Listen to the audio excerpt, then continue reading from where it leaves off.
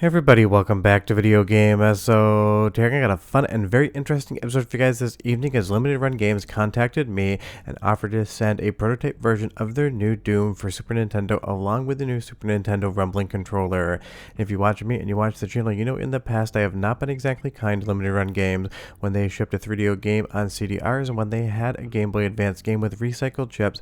I was definitely talking about that and I was disappointed because if you know anything about my channel, I'm here for the preservation of gaming, talking about fun games that you can play and wanting people to get a great quality experience when they do business with a company, whether it's an indie developer or a very large conglomerate like Limited Run Games.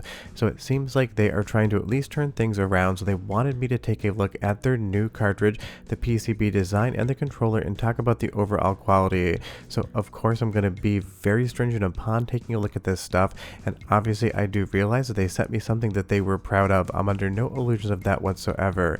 And it's one of those things, getting things right now does not absolve prior sins, it just means that maybe in the future Limited Run Games quality might improve as far as what you're getting is concerned. But they had a lot of partners in making this, including Bitmap Bureau. When you see their logo on a PCB, you know you're probably going to get a quality design because their Neo Geo games and every other cart they've made is absolutely spectacular. But I do want you to know that this was sent to me under no conditions. I can say anything I want about it, the build quality, the cartridge quality, as well as the controller. So everything you hear is going to be my opinion as to what I found quality wise. And as far as the actual performance and port of Doom to Super Nintendo with their new Super FX 3 chip design running on a Raspberry Pi chip, you're definitely going to get the best experience out of Doom on Super Nintendo you've ever seen before. So as far as the actual code underlying this game, it is some of the most impressive stuff I've seen go onto Super Nintendo, but we'll talk about that a little bit later in the video.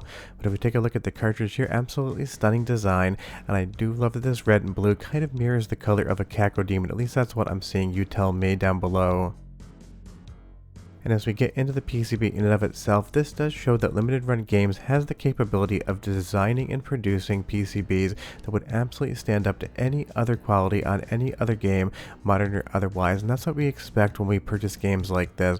We want the quality to meet or exceed what the original equipment manufacturing quality would be back in the day, that OEM Nintendo quality, and this is definitely getting a lot higher than that. But again, with Bitmap Bureau involved, that's what you would expect, and that's what you are getting. And you will see this Raspberry Pi chip in the middle of the PCB.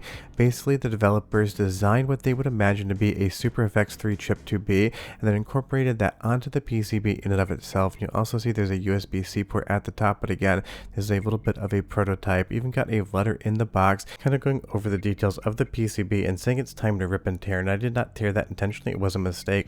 But Limited Run Games, big thanks to sending some dog toys for my dog Gizmo. I put this on the ground, and he decided to rip and tear long before the Doom Marine ever got involved whatsoever. But honestly, anytime I can slip in a puppy in a video, you guys always love to see it, so I always take advantage of it.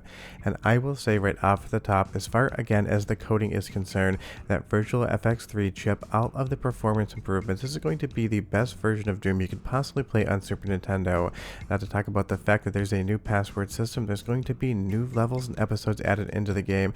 It's basically going to be the complete original Doom experience on a system that never really had a great version of Doom. Because even though back in the day, if you didn't have a PC, playing Doom on Super Nintendo was definitely still a fun time. There's obviously other ways to play this game even today. But as far as the technological showcase of this new Super FX 3 chip design, as well as the vibrating controller, which we'll get into in just a moment, I can't wait to see what developers are going to do with this technology moving forward. Because don't forget, it's not just going to be for stuff like improving the frame rate and overall performance of something like Doom on Super Nintendo. It's also probably going to be used for many new games to give them a spec bump even over what the Super FX Chip 2 could do, and that is something I'm definitely looking forward to. And we're going to do a soundtrack sample. We're going to do it a little bit differently this time. You're going to be listening to the music for about 45 seconds or so, but come right back and I'll get into the controller and why that might be my favorite part of the entire package. But enjoy.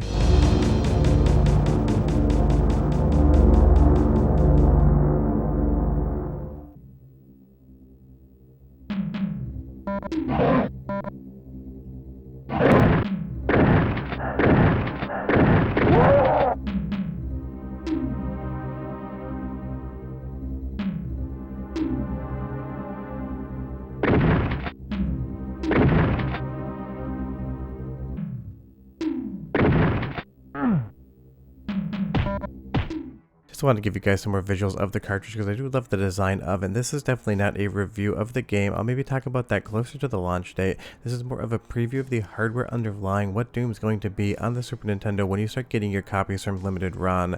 And again, as I go over the PCB, excellent design from Bitmap Bureau. When I saw their name on the PCB, I knew we were going to have a good time. And it is kind of hilarious just how small a Super Nintendo cart is compared to something like a Neo Geo cart. Always amusing to me. And because this does not have a label on it, I figured I would give it its own name right here. So this is Boom, one of the best first-person shooters of all time, and maybe I misspelled something just for the gag on camera.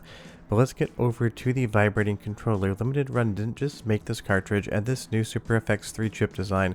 They also manufactured a custom Super Nintendo controller that is going to have rumble motors in it. And from what I've read and understood, this design is going to be open source as far as how it works as well, so other creators can go in, add rumble to pre-existing games if they so want, and any new Super Nintendo games can take this feature as well. And that is something that haptic feedback definitely gives you more immersion as far as the gameplay is concerned. Now, as far as who manufactured this, I have absolutely no idea. I didn't ask, I just kind of played around with it and checked the quality of the controls. Feels every bit as good as a Super Nintendo controller, but it does have some new designs in the overall molding which are going to be slightly more comfortable in my opinion than using the traditional Super Nintendo controller, because on the back here you're going to have these two ridges for your hands and fingers to rest on, so you get a little bit nicer of a design, a little bit better of a hand feel. So honestly, if this is something they sold just for basically anyone who wanted a Super Nintendo controller, rumble or not, I'd definitely be into something like that. And that really is the interesting thing about Limited Run games. The same company that makes something like this, a Super FX 3 chip, and even a CDI controller for some of the re-releases, also every once in a while ships stuff on CDRs and uses used chips on games. So I do need to say, and I'm sure I'm going to get some comments down below of me even making this video, I'm giving them a chance. There is nobody that is beyond redemption, and honestly, if this is the quality that Limited Run games takes in the future, I'd be stoked for that. Now I'm showing you this one clip with this little sync blip right here to explain something that I encountered and actually talked to the engineer of both the controller and the Super FX 3 design about. Every time I hit the shoot button, every time I was shot, I would have a little blip in the sync. I went through my RetroTink 4K, I went through my More 4K, even through the FrameMeister on, and it was confusing the ever-loving hell to me, but I sent an email in saying it's almost like maybe the power adapter was having a little bit of an issue with current draw. I talked to the engineer, I put a different, more modern brick onto my Super Nintendo to test it, and it ended up working perfectly fine. So if you ever see that when you get a copy of this game, that means your power brick is definitely suffering a little bit and the power rail is a little bit too weak. Basically, when that vibration motor goes off, it's kind of dipping the power, and that's resulting in a little bit of a sync issue. As soon as I switched that power adapter out, I had perfect performance and no sync issues whatsoever. So that is a little note, but of course, again, that's always hard to make do equipment for consoles and power bricks that are definitely 3+ decades old at this point in time. And I did test this on both a Super Famicom, just taking the top of the case off so I could pop the cartridge in, as well as a Super Nintendo, and had absolutely no issues with either of those machines whatsoever. And I am running this via RGB SCAR into both the More 4K and the RetroTink 4K, kind of mix and match the sources here just to play around a little bit. But honestly, the performance really is the thing that you're getting the most of out of this new cart and this new chip design. And I love that there's still engineers out there trying to think to themselves, how could we push a platform forward and make it do things that it was never thought possible, and do it decades upon decades after that console left actual retail shelves? Because the Super Nintendo got to like 1995, we haven't seen any new hardware made sense outside of fans and new companies doing it. And even high marks, the entire cart edge is 100% completely beveled. I know that's a question everyone was going to ask me, so I figured I would answer it. But honestly, from both a hardware, software, and controller perspective, this is absolutely exceptional quality from start to finish, both on the code design as well as the engineering of the PCB and the controller in and of itself. But I'm also under no illusions. I understand that Limited Run Games sent this to me because they knew the quality was a 10 out of 10, and it would be something where if I talked about the individual product, I would have nothing but good things to say about it. But that is the thing about companies. They can do right and wrong in the same breath, and it's one of those things we need more right than wrong, because I understand every once in a while a mistake is going to get out there. It's how it's handled.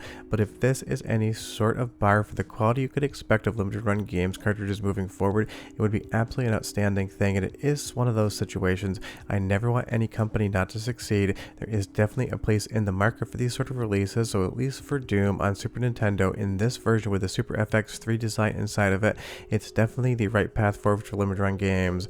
Leave me a comment down below and let me know what you think, but let's go rip and tear, and I'll see you next time. Bye bye.